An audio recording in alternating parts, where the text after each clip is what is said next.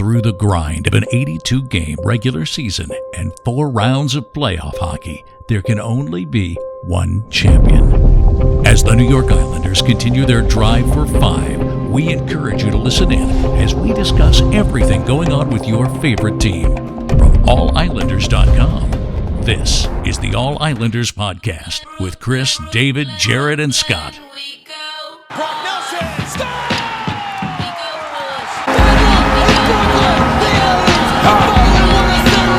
Just Bailey cruises to the front, dances, scores!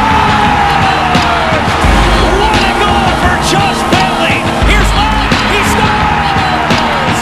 Still goes to Tavares, he scores! Hickey in a shot, Hey guys, it's David. Today's a pretty big day for our podcast. It's the 3rd episode, and we finally have that special guest that we've been talking about. So today we're going to call our guest, and we're going to talk to him for a little bit, and then after we're going to talk about what he says and see if he gives us any good information about the Islanders. So I'm going to give it to Scott to introduce our special guest, so take it away. Hello. Hi, Andy. Guys, we're here with Andy Graziano from SMY TV and Islanders Point Blank. Andy, how are you today?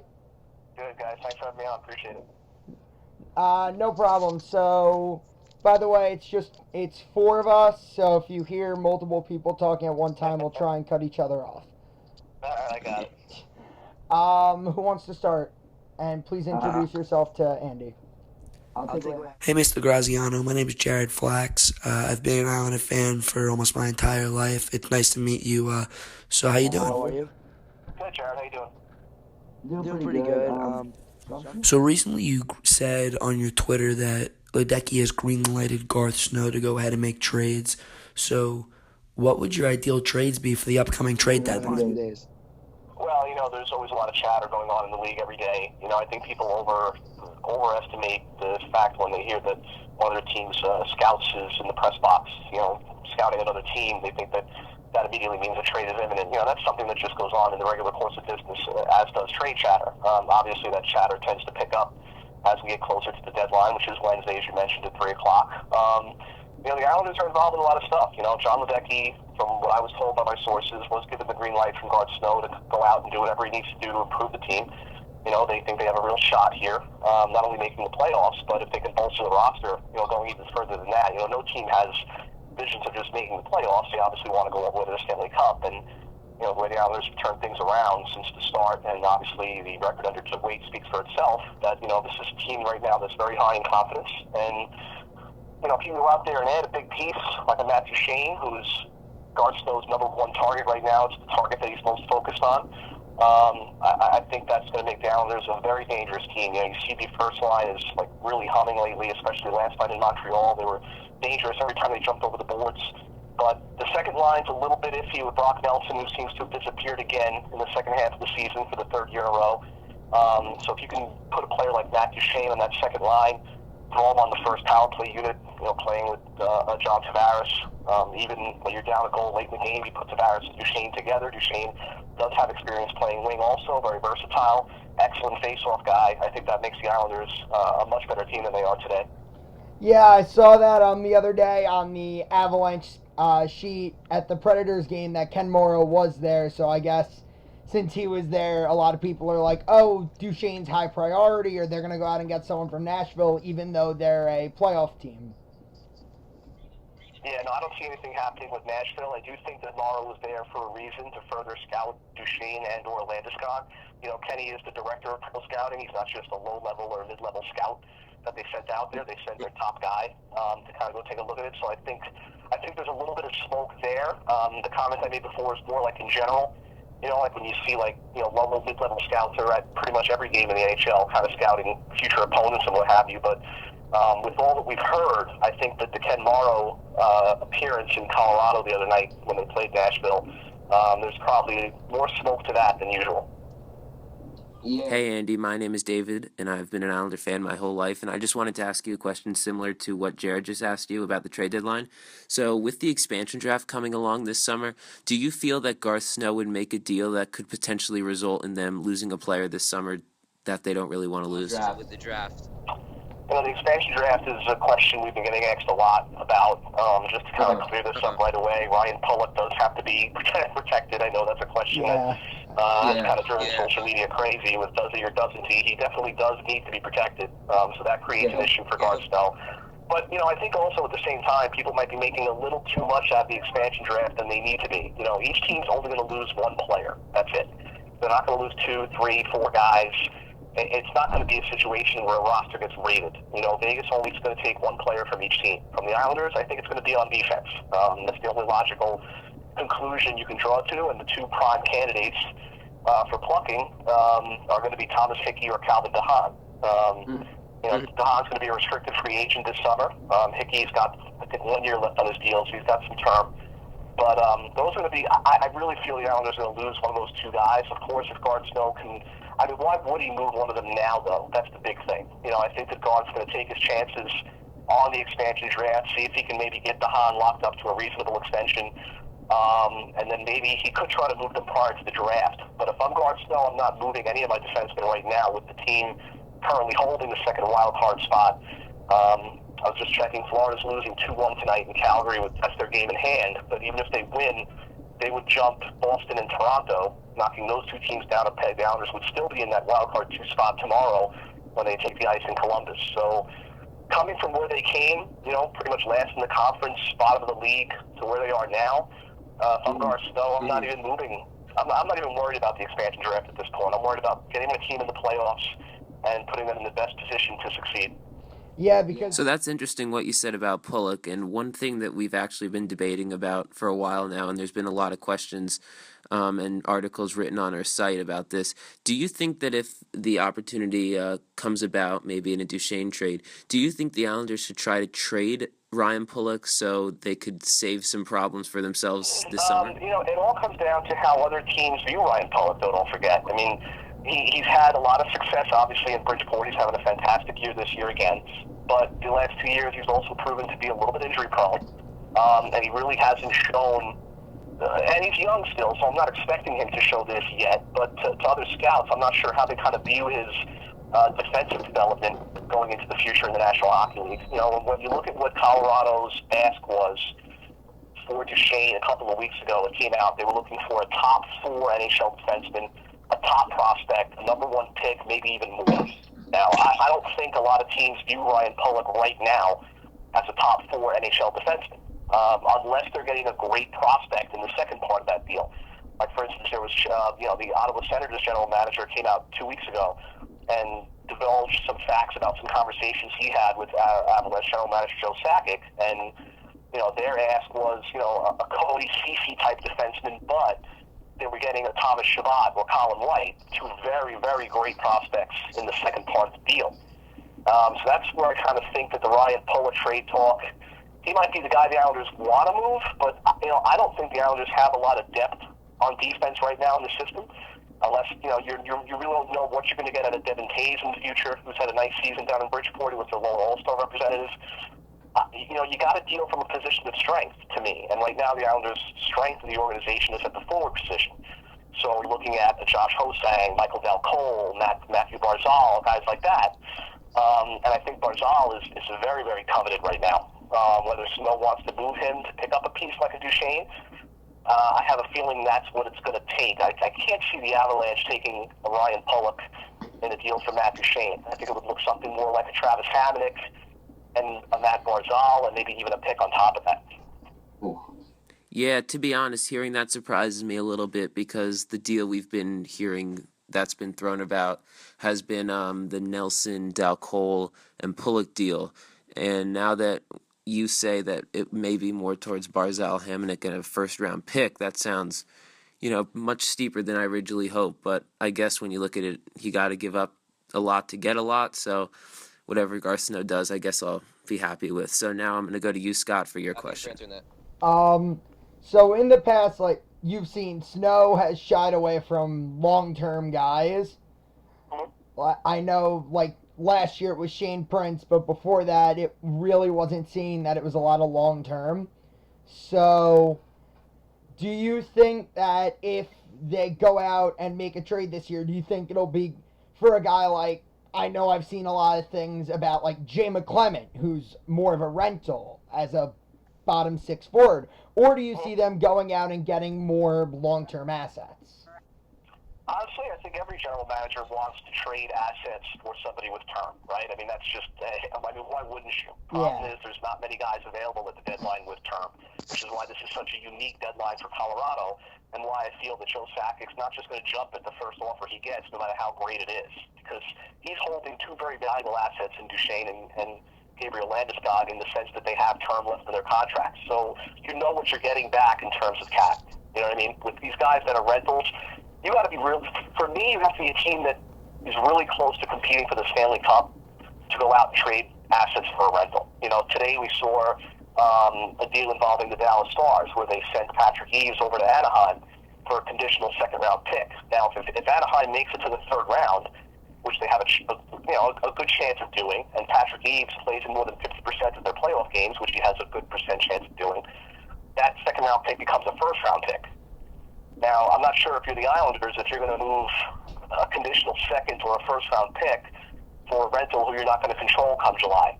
I think if Garth Snow goes out and gets a Duchesne-type guy with term, if he can score that fish and get that trade done, I think they might look for a rental as a complementary piece, perhaps. But I don't think they're looking at the rental market off the bat, no. Okay, so well, first off, no matter if it's Duchesne or Landeskog, it's a long-term asset, and it'll definitely help out the top six, no matter if it's alongside Tavares and then Lee or Bailey, or if it's alongside Beauvillier and someone else. But, do you see, even if they don't get a long-term asset, do you see them trying to get a short-term?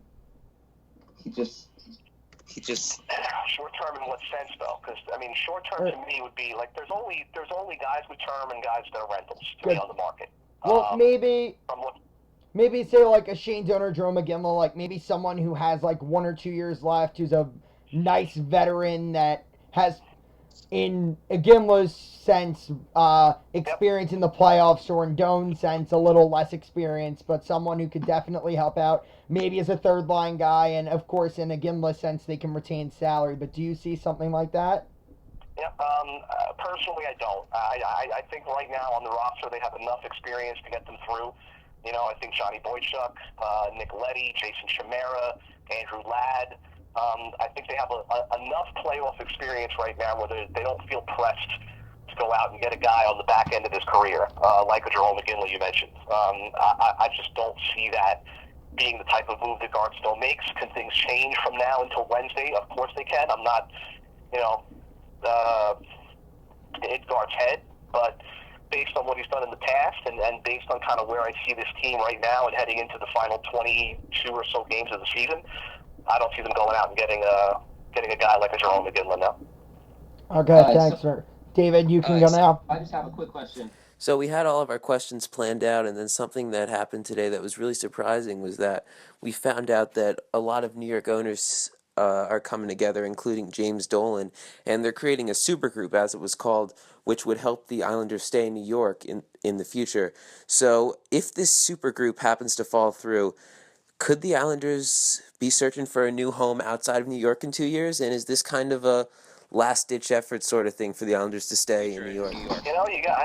It's been the kind of running thing that's been kind of circling this team like a dark cloud for the past year in terms of where they're going to play. There's obviously a lot of, I'm not sure how much to make of the problems between the Islanders and Barclays. Don't forget, a lot of this could also be negotiating ploys to kind of get an upper hand in negotiations. Barclays is paying the Islanders $50 million per season, no matter what the date is. So that's a tremendous chunk out of their pocket. Islanders are down in attendance still. They're at about 13.5, I believe, on average at Barclays. So I think the story that came out today was pretty interesting. And, the Islanders beat writer from Newsday, Arthur Staple, who's excellent at his job, of course, actually led some credence to that story by saying that, that this one's a little more real than the past ones that have come out. I find it interesting, though. I mean, Dolan wouldn't be a very involved player. He's only an investor in one of the groups that would be investing in the Islanders arena. But if you put them in Belmont, I've always said this, and I can't see an Islanders-centric building being put in an already crowded space, meaning the New York metro area, given what we've seen over the last 20 years, let's say, in terms of how the Islanders draw. I could be totally wrong, and they could break ground next week. Who knows? But for me, it's just tough to see unless it's privately financed. I don't think you're definitely not going to get public backing for financing for it. And if you put them in Belmont, you're going to have issues still with transportation, just like you had with the Coliseum, where you can only really drive to it. You're going to have issues at Belmont as well. You have a one-lane LIRR station, one track going each way, which was really only erected for the Belmont Stakes, to be honest. So you're going to have another situation where you're going to have a transportation issue. It's not going to be as accessible as Barclays is today, let's say. So I think the Islanders, something has to give one way or the other soon. These kind of things can't continue to surround this franchise for the next 2 years or so, because I think it does affect, in terms of free agents, when you're talking to free agents in the summer on July 1st going forward. If you were to tell me it doesn't weigh on a player's mind, I'd say there's absolutely no way that's true. It has to play on a player's mind. So I think something has to get settled sooner or later. Who knows if this is all negotiating or not? But I think with Staple lending some credence to the story today, it definitely has some bite behind it. I find the Dolan part interesting. I think when you think about someone who's as involved with the Rangers as Dolan is, being even part of financing an Islanders arena, I think it's pretty comical, actually, to be honest with you. Look, if it gets done, great for Islander fans, especially the ones in Long Island who have struggled with the Barclays move. It'll kind of cut off, though, that fan base that they were trying to build outside of Long Island. The whole thing when they moved to Brooklyn was they wanted to expand their fan base. They wanted to find that next generation of fan. And I think they wanted to expand that search to outside of the Long Island market, using Brooklyn as the main centerpiece of that. So I think that if you go to a Belmont, let's say, you kind of cut that off a little bit. I think Citi Field's an interesting proposition as well. I think it makes sense if they can get something done, again, with private financing, to try to maybe go for something near Citi Field, which I think is much more accessible transportation-wise than Belmont would be. So keeping what you just said in mind, if the Islanders perhaps aren't able to stay in New York in the next 2 years, how do you feel about Hartford? Because we've been talking about this for a while now, and I'm actually personally not in favor of Hartford, but I actually don't think it'll be that bad. I think it would be nice to be wanted, but I know a lot of loyal New York Islander fans would disagree. They say they need to stay in New York, even though Hartford really wants the Islanders. So I'm just wondering, how do you feel about Hartford, and would you actually feel that wouldn't be so bad? Yeah, I mean, the Hartford rumors come just strictly from the fact that city wants an NHL team back badly. And obviously the mayor saw what was going on with the rumors between Barclays and the Islanders having maybe some issues, and kind of saw the rumors of Belmont, and saw the rumors of Citi Field, and he kind of was opportunistic in the sense that, he all of a sudden puts out an official letter and drafts it to the ownership group, John Ledecky, Scott Malkin, and Charles Wong, about having interest in bringing the Islanders there. So I think I don't place much credence in that at all, to be honest with you. I think it was just an opportunistic move by the mayor to kind of get his name out there, kind of half-heartedly throw his hat in the ring, so to speak, and kind of see if the Islanders were to bite. Look, if all else fails, if they can't secure financing for a building Islander-centric in this area, and the Barclays thing is really as on the skids as people say it is, you may have to, fans may have to settle for Hartford, and I think that would be a much better alternative than, let's say, them in Kansas City or even in Quebec City, who's got a brand new building just waiting for a tenant. So I think you have to kind of, if it was to get that far, I'm not saying it's even close to that yet. I think as an Islander fan living in Long Island, especially, you have to kind of just take Hartford and deal with it as you've done the last year with Brooklyn. Yeah, so, hey, I just wanted to know, this is my question. Excuse me, sorry. Do you think a lot of fans would totally just lose interest in this hockey team if they were to move to Hartford? I mean, I know this is a broad question, but with the move to Barclays, people just really didn't go to games, but they're still in New York, so they tracked it. Do you think this would kind of be like the last straw if they were to move to Hartford? Because I know it's a great hockey fan base up there, but, would they lose a lot of, Long Island fans? That's a very good question. I think that they definitely lost some hardcore Long Island fans when they went to Brooklyn. They definitely lost some valuable season ticket holders who any franchise, should and always holds very dear to them. I think the similar situation would probably play out in Hartford. You would have your hardcore fans that would still go. But I think with any move like that, you're going to have to weigh the pluses and minuses of what you're going to lose versus what you're going to gain. Right now, there's not many people, for instance, in Hartford that have any interest in the Islanders. So you have to kind of sit down and do a causal analysis on what would happen if they moved there, in terms of looking at it as, okay, if we lose this percent of our fan base in Long Island, how much though are we going to pick up from the Hartford area and the surrounding areas? So I think it's an impossible question, I think, analytically to answer right now, but I think that's probably what it'll come down to is some kind of analysis versus what they lose versus what they gain by moving there. Yeah, So my next question is more of a personal one for you. Right now, as we all know, you're at the top of your field. You're around the Islanders for your life. You have all these inside sources, and it seems like a cool job. And a lot of kids would dream to have the job that you have. So how did you get to where you are? How did you get ahead of everyone else? And how did you utilize tools like social media, etc., to get ahead when you were younger? That's a great question. My advice would be you have to work your tail off. You have to earn everything you get because nothing's going to be given to you. It's a tough business because there's not a lot of jobs open. You kind of see a crunch from some of the top companies. You saw Gwinnett lay off a little while ago. There's a lot of writers right now that do a lot of freelance work. My suggestion would be to do freelance work whenever you get the opportunity to, but don't do it for free. You never want to work for free. You never want to waste your talents for free. And one thing I told my son, which is interesting, my son is probably right around your guys' age. He's 20. He's a sophomore in college.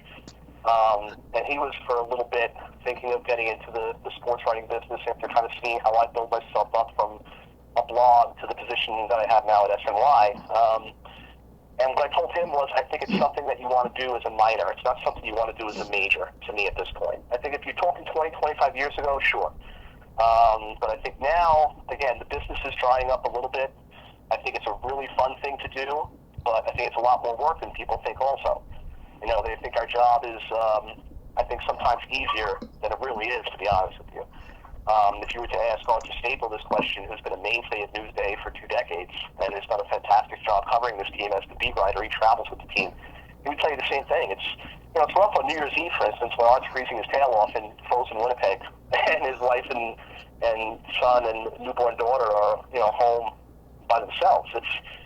You're living out of a suitcase. You're pretty much following the team on the road for 42 games. You're traveling like a player, and I think that when you're a full-time beat writer like that, I think it's a lot more difficult than people say. But my advice to young people would be you have to work really hard. You have to market yourself. You have to use social media, every single social media platform you can possibly think of, even the ones you might think aren't worth nothing, like Google Plus, for instance, let's say. Use it. Whatever gets your name out there, you have to try to get friendly with guys who have bigger blogs, like Lyle Richardson, who runs Spectre's Hockey, is one of those guys I think of who really helped me when I first started kind of get my blog out there and kind of get in front of it. But basically what I did is I just worked and worked. I showed my colleagues the respect that they deserve. I never came in and thought that I was better than them or that I was a threat to them. I just listened and I learned and used social media to every single aspect and always tried to not work for free. Those are kind of the biggest lessons that I could probably give at this point in terms of if you're seeking a career in journalism. Yeah, thanks. That's great. So my next question for you is on the topic of something that you seem to take an interest on your Instagram, and it's the opposing jerseys. You post a lot about which ones you like, which ones you don't like, and a very interesting development that's going to happen next year is the Adidas agreement, where teams are going to have to cut their third jersey. So how do you feel about that, and how do you think that would impact the Islanders especially? And I personally was one of the few who liked the black jerseys right from the start. I thought they were extremely sharp. I'm not really that guy that sticks to tradition like it's the holy grail. Like, for instance, the news just came out the other day that Major League Baseball was making that change to the intentional walk rule, for instance.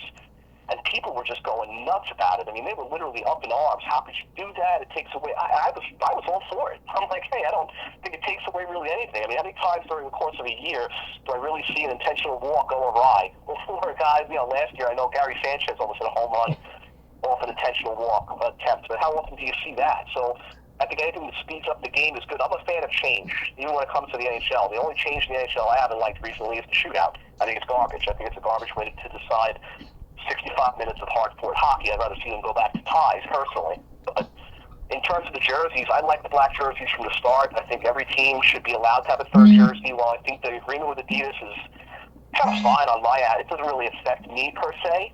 I think whatever is good for the league, whatever's going to make the league more money and allow the league to grow and allow the salary cap to incrementally grow is a good thing. But at the same time, you take away the third jersey, you take away some revenue from the clubs in that aspect, you take away some fun from people like myself who don't mind alternative things or changes. I think if you turn around and told me that the Islanders were going to go to black full time and get rid of the blue and orange and white color scheme, that would have been a problem for me. Because the Islanders are a franchise of tradition, especially going back to the 4 Cups in the 80s. That, to me, you don't change. That'd be like, to me, changing the Yankee pinstripes.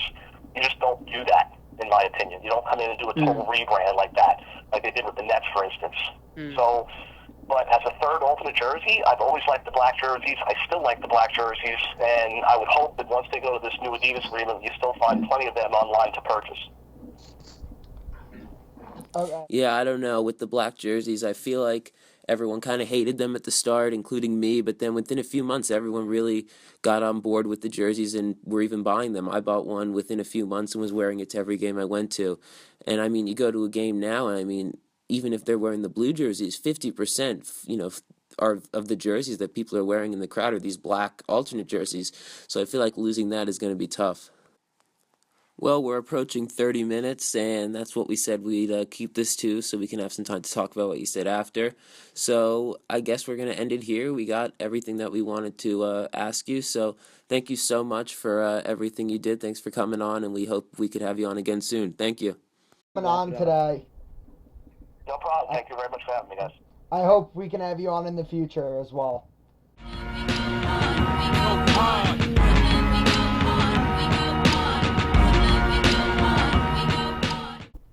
And again, guys, that was Andy Graziano, contributor at SMY for the New York Islanders. He also writes with Islanders Point Blank. He definitely brought up some very interesting points ahead of the trade deadline and obviously the expansion draft in June. So hopefully, again, we have him on again in the future. And I'll just shoot it over to David. Yeah, so one thing I just want to bring up, we're going to spend the next couple minutes just talking about what he said. So he didn't really give us much information in terms of, his sources and everything. But one thing that I really found interesting was he put Duchesne and Landeskog kind of on the same level, where he didn't specifically say the Islanders were going after Duchesne. He said they're going after Landeskog and Duchesne. Or Duchesne. That was one. Or Two, Duchesne. he made some very interesting... Yeah, he said, two, something about Ryan Pulock that I found very interesting. He said that even though Islander fans may think Pulock is some huge prospect, amazing player who will get a bunch of return for, he said teams may not be interested in him because of his injuries, and he's just that classic, big defenseman that comes out of a draft every year, and he may not have the value that the Islanders fans think he does. Also, another thing he said, he made some very interesting comments about the move in 2 years that we will probably be going through, and he said some very interesting things about how we could be out of New York, and he talked about it as if that was a very good possibility. And he also brought up some interesting things about futures in journalism for kids. So Jared or Chris, whoever wants to go, how did you feel about the interview? What were some interesting things that you thought he said? Chris, you can go. All right, so something that I thought was interesting was the fact that he said that the Islanders have, that Snow's been looking into Duchesne, because I feel like for the past few years when there's been a big name, besides Stamkos, obviously, apparently he was going in on Stamkos before he got re-signed. I saw a tweet about that. But whenever there's a big name, and I mean the Islanders haven't been buyers for a while, but whenever there's a big name, you don't really hear Garth Snow going after them. So it was very interesting to hear that they were going to go after Duchesne and even Landeskog, who I did not expect the Islanders to be going after. Yeah, I found that really interesting. And a thing that I found really interesting was we heard the rumor that the deal on the table was Pulock, Nelson, and Michael Cole, which was a potential trade that would be good for both teams. And one thing that he actually said was that that deal would not be accepted by Colorado, even though it seemed like that trade offer was in the Islanders' end. And he said that a more fitting trade for Colorado would be Barzal, Hamnick, and a first, which, in my opinion, that's a lot to give up. And if Snow wants to save his job, a very interesting thing is if he doesn't do anything and the Islanders don't make the playoffs, Snow will be unemployed after this offseason. That's probably going to happen. So he needs to do something, and if he overpays like that, honestly, I don't know how I feel about that. That's a lot to give up. So how do you guys feel about that potential trade? And do you think it's worth giving up that much for Duchesne? Either of you guys can go. So, I think in the future, or in the trade deadline, I think it's a beneficial trade for the Islanders, even though you'd be giving up a prospect like Barzal. I know soon I will be putting out an article. I don't know if it's coming out before or after this, but it's coming out before the trade deadline, where I say how at this point Barzal has scored 71 points in 37 games in the WHL, and I emphasize that it's the WHL. He's a man playing in a boys' league, so obviously he's not going to put up those numbers with the Islanders. But to be honest, if it meant giving him up for Duchesne, I mean, in my opinion, I would do it. I don't know about you guys. David, can I add on a point that you made real quick? Yeah, of course. You said that, what was it? Oh, yeah, you said that, you hope Snow doesn't overpay, and if he does overpay, he might lose his job. Do you think that he feels the pressure that he might lose his job, and that he might overpay for a guy like Duchesne or Landeskog, and it gets the Islanders in a tough bind because he feels the pressure and feels that he needs to make a big move so he keeps his job? So, I didn't really mean it like that. I meant he may be feeling the pressures from potentially getting fired this offseason, so he may be forced to make a big trade. I didn't really say that if he made a big trade, he will get fired. He could get fired. I mean, there's a good chance he gets fired this offseason just because of the last offseason where we lost to Poso, Martin, and Nielsen. And I feel like that's been kind of forgotten about. We write about it all the time, but that kind of sucked. That was really bad. We lost a lot, and the Islanders really struggled for a while. So I really think that unless Snow does something at the deadline, the Islanders make a run in the playoffs, I think he could be unemployed. And I think he feels the pressure, answering your question, Chris, sorry. I really think that he knows that this deadline could be his job.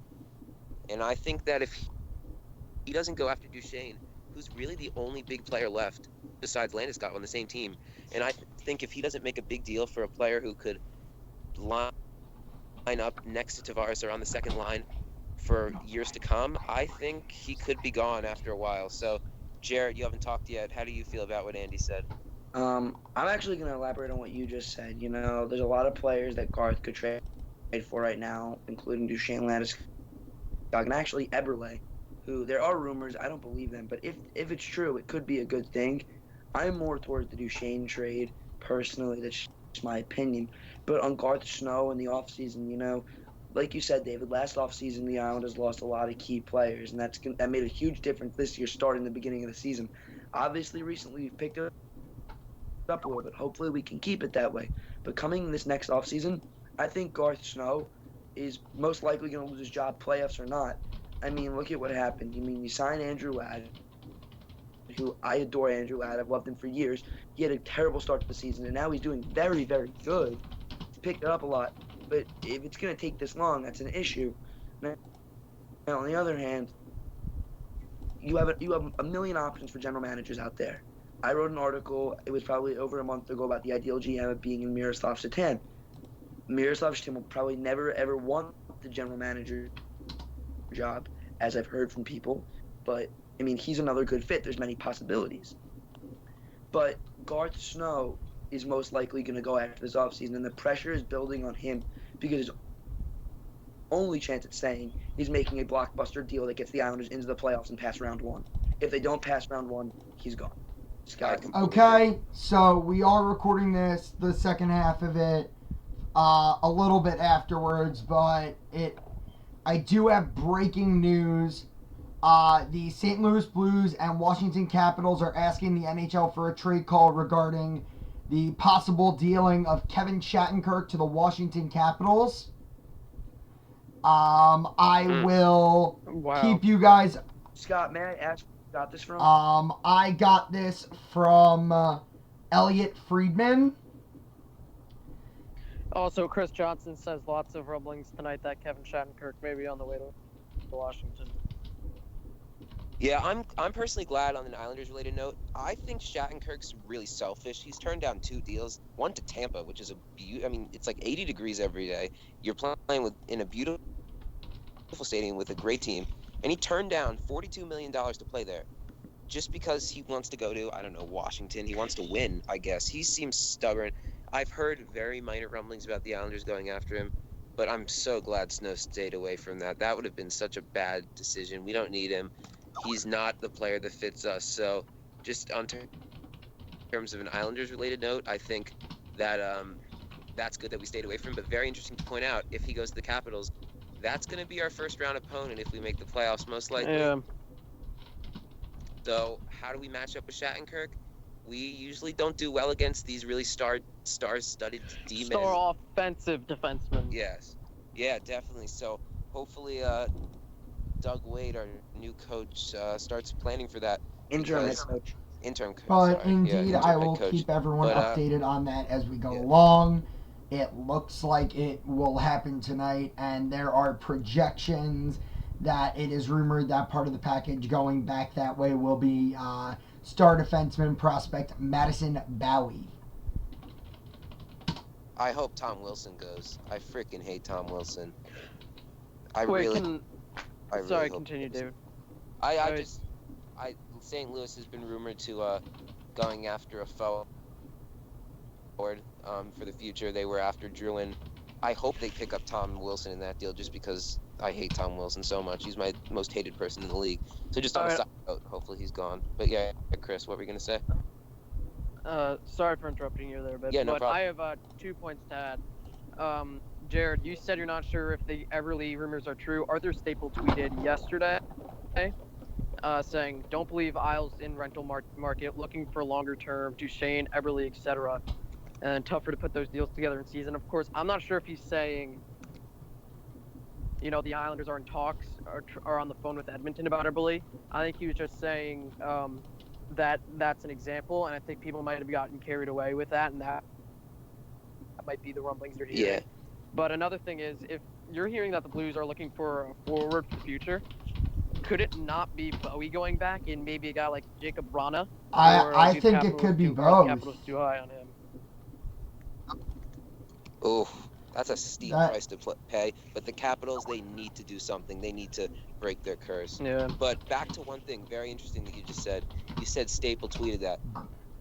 Graziano tweeted it today as well. Graziano tweeted it today as well. Yeah, talking to Andy Graziano, he said that to us before he tweeted it to us. He said Scott asked him a question. I think it's around 10 minutes in, I want to say. If you want to go back at that, I'm not sure. That's just off the top of my head. But Scott specifically asked him, are we going after a rental? He said no. So just having the opportunity to talk to Graziano was such a cool experience because he's basically at an Arthur Staple level of just an Isles guru. So talking to him, we learned so much. And just if you want to get back to some of the stuff he said, I really thought with Pulick, we've been talking about that. I don't know.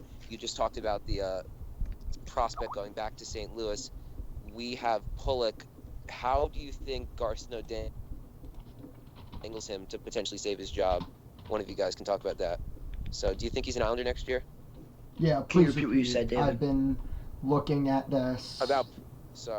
Yeah. So about Pullock, I was just talking about Graziano and how he said a lot about Pullock, and I was just wondering, how do you think Garth Snow uses Ryan Pullock to perhaps save his job? Do you I think he think. trades him? Yep. I do think he trains him, actually. You know, you can get a lot for Ryan Polk. He's an upcoming star defenseman, you know. You were likely going to lose him Oh draft if you don't hold him. no. So, you know, you could use him as Via what happened? reports through multiple unnamed sources on NY Post Sports, which is New York Post Sports. Apparently, the Blues are trying to rope, quote, up the Rangers in a Shattenkirk bidding war before they send in the trade call. But I don't think that's exactly true, so let's see. Let's go back to the Islanders until I get the actual news. Right, so back to what I was saying about Pollock. You know, he's a very big piece of trade. He's a very big piece of a trade, you know. You could get a lot for him. He's worth a lot. His future's very bright in the NHL. I mean, last season we saw a lot out of him. I mean, so we could really potentially be getting a good deal for him, you know. And he really could be the saving point in Garth Snow's job. Now, is he going to be the only one? No, you're going to have to make a few more trades or include a lot of other people within a trade with him. But ultimately, he is a point where you could be saving Garth Snow's job. Yeah, I agree. But again, we've talked about this before. The most interesting thing in terms of the Graziano interview for me was him saying that other teams may not be interested in Pullock or may not value him as a top defenseman. So that's just something to keep in mind. That might be the Colorado Avalanche may be balking at him as a centerpiece of the deal. They may want to have Nick or Barzal.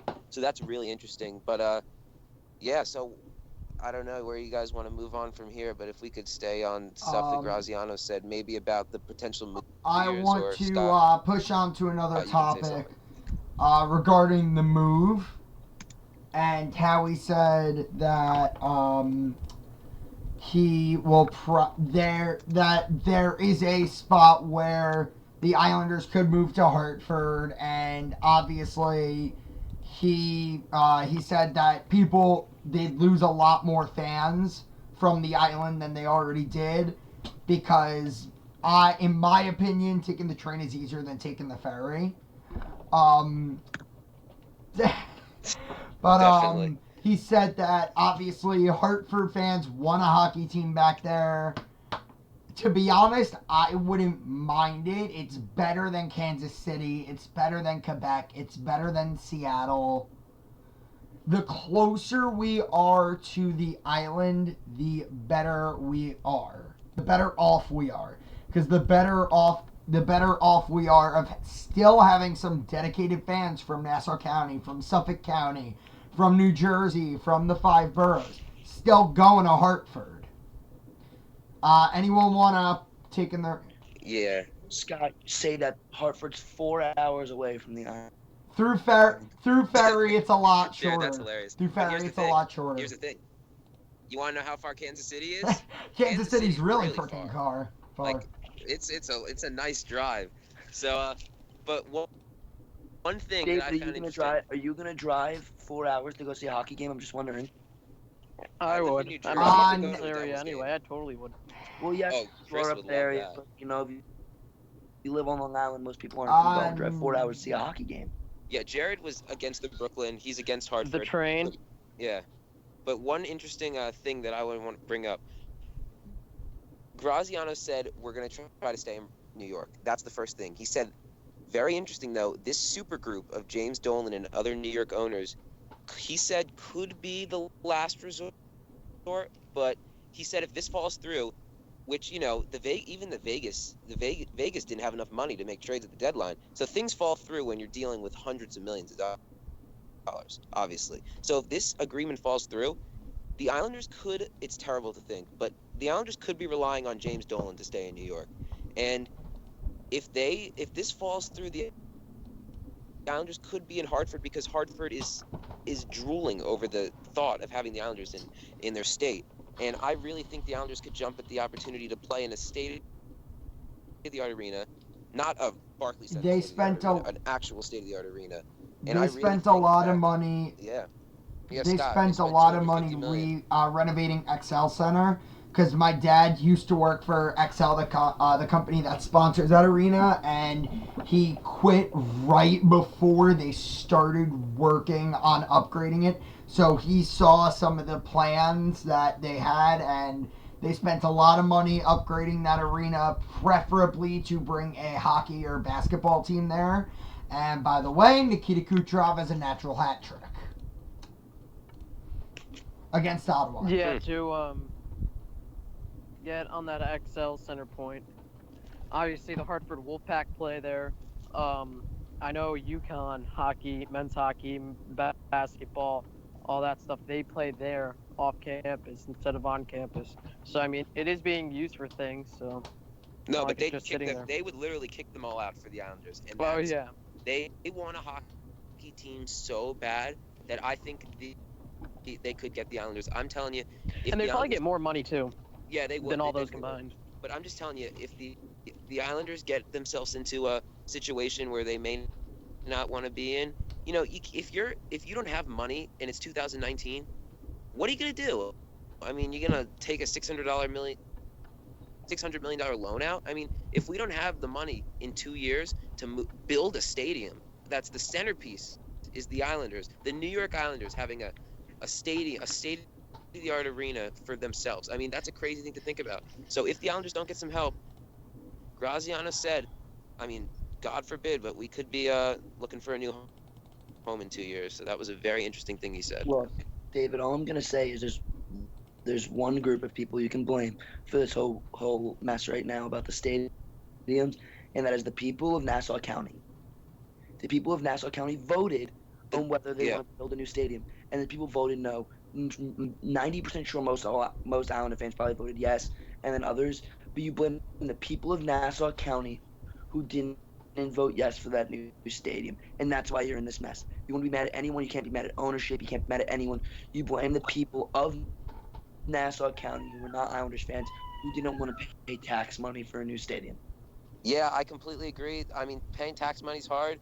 We our town botched the opportunity to build a new football stadium for a football field, just a turf for us, because they didn't want to pay tax money. So people don't want to give up tax money, but I feel like if people really looked into that, it would have really stipulated the economy well and helped. So I wish they were still in Nassau. I really do like Brooklyn too, but I mean, having David, the you've only Islanders been play to in Brooklyn. Hartford, I know.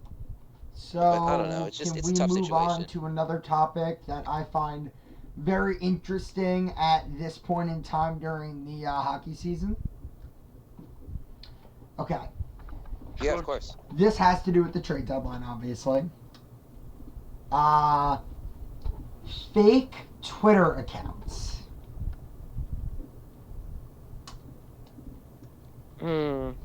Yes. Look for the verification. Verification, symbol, that's it. obviously. Yeah. Now, That's why For the next topic now. Yeah, having Look for the- if Graziano you're on gonna was so follow a fake cool. account, make sure if it's someone who you know is real, someone like Arthur Staple, someone like Bob McKenzie, there are Dan fake Rose. accounts for everyone. Look for all their stuff. Make sure you know their accounts, and most of them are going to be verified. Look for the verified symbol before you. The main account is on Twitter, and it's Rumor Break. It's because so funny. I look through their account, and literally all I see is the only things that are true are the things that are already announced. Like, I mean, they keep saying, also believe the Isles and Avs are close. They just reported that they were close to a deal and it fell through. Now, obviously, everyone's been saying, "Oh, rumor break." All these very funny accounts that obviously aren't real. They're not verified. Now, I know I'm not the only one in here. I know Chris does too, but on the Steve Dangle podcast, they were making fun of it, and somebody actually took it and created an account after what they were making fun of. And there's another one called Smart Insider Man. There are all these stupid accounts trying to make false rumors to try and trick fans during the trade deadline season. And there's nothing more annoying than some 10-year-old kid, DMing All Islanders or All Islanders 2 and saying, is this real? And us saying, no. I mean, a lot of sites aren't real. You really got to take it from Arthur Staple, Andy Graziano, especially at this time of the year. That's really important. He's Andy Graziano said a big part of getting ahead in the field, if you want to become what he is, a journalist, you need to use Twitter correctly. And the kids out there who are faking Twitter accounts, the people who are verified and just putting out rumors out there, I mean, those people aren't using it correctly. So Twitter's pretty important especially at this time of the year. So Jared, we're gonna go to our last topic. By the way, and you can Penguins close it are off out with of the your question. Shattenkirk sweepstakes, so now it looks like he's going to the Caps. Okay, so Jared, what were you gonna say? So my question's more of a look ahead. Let's say Wednesday falls through, the Islanders get nobody. They're gonna fire Garth Snow this offseason. Now this is my question. Who do you hire as a general manager, and who does that general manager sign as free agent this offseason? Ooh, that's a tough one. Satan. I really like Miroslav Satan. I don't know. Satan. But you actually are friends. You're family friends with him, and he has told you some things that would make you think otherwise about that. So that's interesting. But honestly, with GMs, I think you go someone inside. Ken Morrow. I think Brandon Morrow's a scout for the team, right? Brandon Morrow's a pitcher for the San Diego Padres. I don't know where I got Brandon, but that's where I got that. So Ken Morrow. I don't know. I go with the scout. I go with someone inside just because they know the team. I would have loved to have George McPhee as our next GM. Yeah, they should have honestly fired Snow on that. He's a smart guy. I mean, I didn't really know too much about him, but he is, he's running. So Morrow becomes GM. Who does he sign? I have no idea. I gotta quickly honestly. look at What this do you year's think? free I really agent don't. class. I really don't. Well, I have Me too. two Yours- options you have on to my also- eyes for possible GM candidates. First one is someone inside the organization, no matter if it's Morrow or if it's another scout or if Doug Waite wants to take up from the coaching job to become GM. Because remember, he's interim head coach and assistant general manager. He could. Interesting. Mike. I believe Ken Morrow played though, but yeah, Ken Morrow definitely knows the ways of the game. He's done this for a while, or Waite can take it up. But I have a very interesting idea. I don't know if anyone would agree with me, but what about like a Ken Hitchcock or Michel Therrien, like a former head coach? I like the Ken Hitchcock idea more than Therrien. I don't like the Therrien thing. This just in from Elliot Friedman. Quote, I understand there are a few conditions to work out, but bearing a collapse, Kevin Shattenkirk is going to Washington. Obviously. Wow, so that will probably. Are we gonna say Thursday night following the deadline? 110%, guys. 100%. Definitely, and we actually have we'll do something. And the Islanders night, do but, also play Friday night, Thursday. Maybe. I don't know. We'll do something. something. I can't Maybe do Wednesday night. night. I have work, and then I have to go pay a shiva for a friend's grandfather that passed away this weekend. So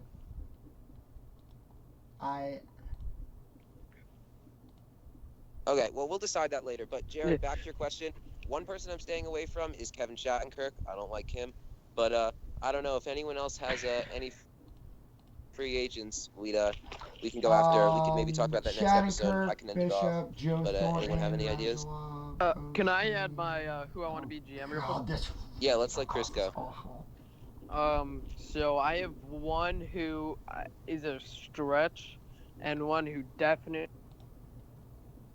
should not be in consideration. So I'll start off with the one who definitely should not be in consideration, and that's Eric Cairns. He probably doesn't even want to have the job, but he was on MSG the other day speaking about, I think he's like something to do with prospects, And whether he doesn't speak well on television or this guy really had no clue what he's talking about, because Oh, I love that guy. He was I love bad that on guy. TV. They have him on all the time. I don't think he'd More be like a it, GM. more like I an think he's just a scout, AGM and he just or like a Yeah. head scout. He's an awkward guy. Yeah. And then my idea for a GM, which is a massive stretch, because he's currently waiting in line until Lou Lamoriello retires and he takes over the reins. This is a massive stretch considering I don't think the Maple Leafs will let this guy go. Is Kyle Dubas? He's currently No, he's the Dubas assistant GM, I think, and the GM of the Toronto Marlies. He's the assistant GM, So, I mean, and that's he kind of a works in the stretch, scouting but- department. He's so smart. He was the That's mind interesting. behind the Frederick Anderson trade. Yeah.